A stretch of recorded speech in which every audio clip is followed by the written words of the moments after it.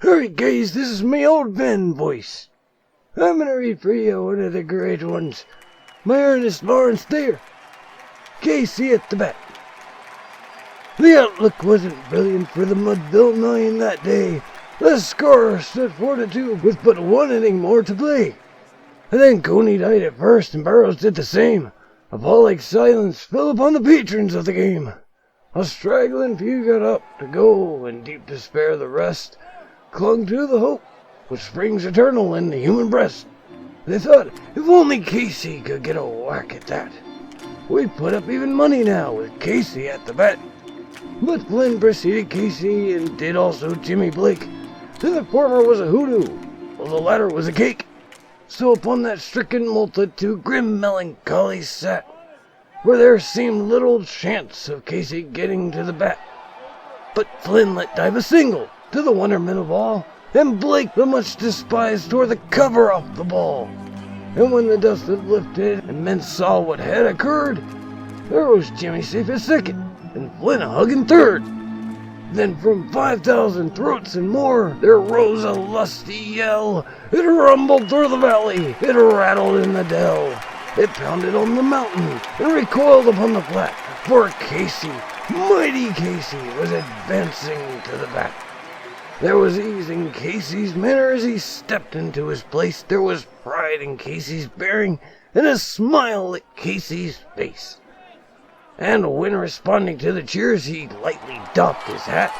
No stranger in the crowd could doubt 'twas Casey at the bat. 10,000 eyes were on him as he rubbed his hands with dirt. 5,000 tongues applauded when he wiped them on his shirt.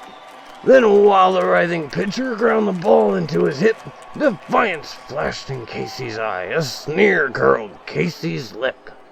And now the leather-covered sphere came hurling through the air, and Casey stood a-watching it. Haughty grandeur there. Close by the sturdy batsman, the ball unheeded sped.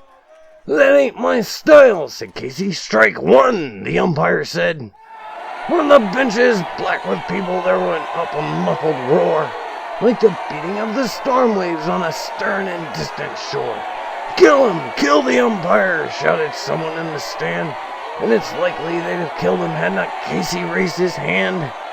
With a smile of Christian charity, great Casey's visage shone. He stifled the rising tumult. He bade the game go on. He signaled to the pitcher, and once more the Dunsphere flew, but Casey still ignored it, and the umpire said, "Strike two!" "Fraud!" cried the maddened thousands, and echo answered, "Fraud!" But one scornful look from Casey in the audience was odd. They saw his face grow stern and cold, they saw his muscles strain, and they knew that Casey wouldn't let the ball go by again.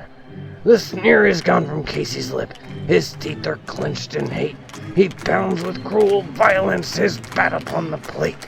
And now the pitcher holds the ball, and now he lets it go, and now the air is shattered by the force of Casey's blow.